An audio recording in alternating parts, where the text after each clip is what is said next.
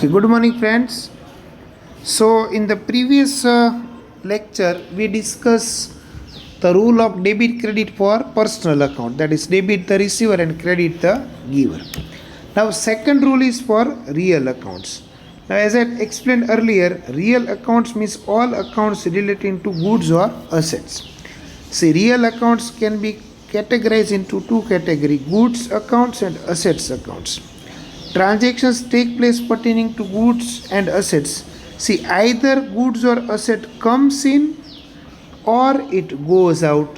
There is only two possibility: either it comes in or it goes out. Now the rule is based on this comes in and goes out. The rule is what? Debit what comes in and credit what goes out. If any assets or goods comes in the business, we have to debit it. And if any goods or asset goes out from the business, then we have to credit it. So let's try to understand with the help of example. Example number 8 તમે જુઓ. Goods of 20,000 purchase from Rohini. હવે તમે અત્યારે concentrate કરો goods ઉપર. રોહિણીનું તો discussion થઈ ગયું કે રોહિણી ઇઝ ગિવર, પણ અત્યારે તમે ગુડ્સમાં કોન્સન્ટ્રેટ કરો તો is goods comes in or goes out? Okay, it comes in. એ સોલ્યુશન્સમાં તમે જોતા જજો, બરાબર? હું તમને ટેક્સ્ટ બુકમાંથી જ સમજાવું છું, સોરી ક્વેશ્ચનમાંથી જ તે ટેક્સ્ટ સોલ્યુશનમાં જુઓ. Goods of 20,000 purchase from Rohini. Goods comes in, therefore purchase account will be debited. Okay. Second, goods of 8,000 purchase from Salma on cash. તો તમે ગુડ્સ પરચેસ કર્યો તો goods comes in and cash goes out. એક તો goods તમારો આવ્યો અને cash ગઈ. Goods and cash both are assets.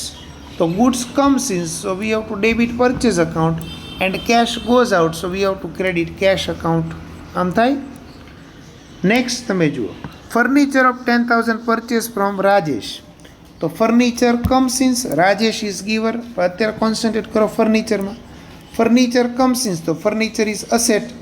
Debit what comes in, so we have to debit it. આ રૂલ એક્ઝેક્ટલી તમે સમજતા જજો. ડેબિટ વોટ કમ્સ ઇન, આ જ સ્ટ્રિક્ટલી ફોલો કરશું. Debit what comes in and credit what goes out. પછી fourth, machine of 20,000 purchased on cash. તો machinery comes in and cash goes out. Machinery તમારી આવી અને કેશ ગઈ, તો machine and cash both are asset. So machine comes in, so machine account debit, and cash goes out, so cash account credit. Okay friends. Example number transaction number 5 તમે જુઓ. Goods of 20,000 sold to Rohini. Now here we are selling goods to Rohini. So Rohini is receiver, પણ ગુડ્સના કેસમાં શું થયું? Is goods comes in or goes out? તો કે goods ગયો કે નહીં? તો એઝ ગુડ્સ ગોઝ આઉટ, તો એના માટે અકાઉન્ટ્સ કઈ યુઝ થાય? તો કે sales account. And sales account we have to credit it. Okay, because credit what goes out. Next તમે જુઓ. 6, goods of 8,000 sold to Salma on cache.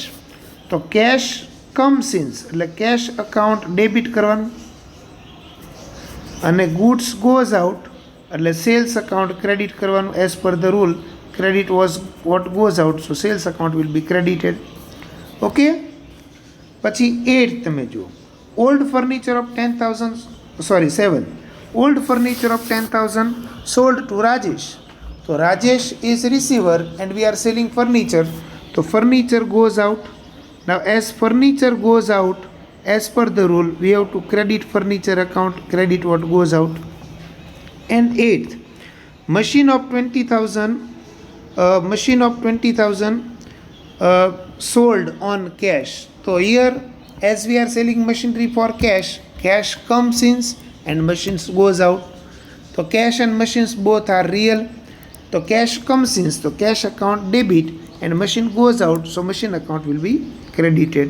Okay, અહીંયાથી તમે એક્ઝેક્ટલી સોલ્યુશનમાં તમે જોતા જો. Machinery is an asset, machine goes out.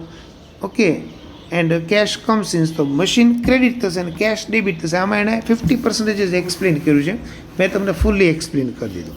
Okay friends, so this is debit credit for real. Now debit credit for nominal, that is last one. Nominal accounts is expense and incomes account.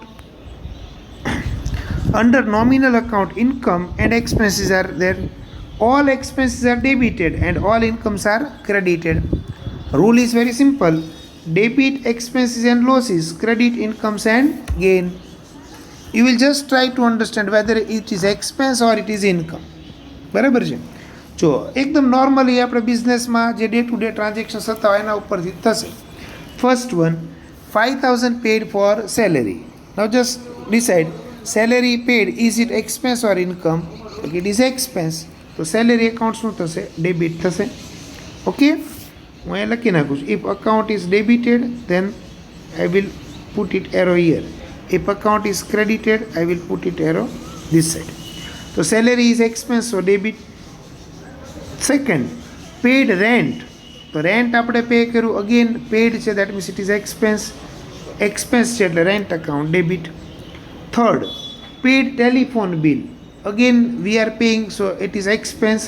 So telephone bill account debit થશે. Okay. Bad debt incurred. Bad debt is a loss. If you remember first chapter, the amount which is not going to be recovered is called bad debt. So bad debt is a loss. So loss भी debit થશે કારણ કે rule is what? Debit expenses and losses.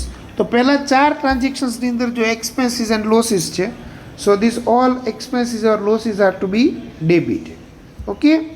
Is it clear to everyone? હવે તમે જુઓ ક્રેડિટનું સમજવાની try કરો. ક્રેડિટમાં શું કીધું છે?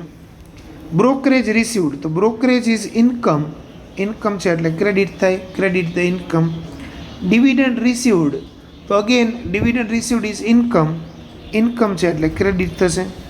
Commission received income, so credit થશે. Interest received income, so credit થશે. સો વેરી સિમ્પલ રૂલ કે if it is expense we will debit, if it is income we will credit it. Okay friends, so I hope it is clear. And every explanation is given here. So at the end you can understand this summary rules for debit જે આપણે discuss કર્યું છે. Debit ક્યારે કરવાનું અને credit ક્યારે કરવાનું? If a person is receiver debit, person is giver credit. Real debit what comes in, credit what goes out. Nominal expense debit અને ઇન્કમ્સ હોય તો ક્રેડિટ કરવાનું. Okay, hope it is clear to everyone. Now in next lecture, next video, we are going to practice example number 10. Okay? So thank you.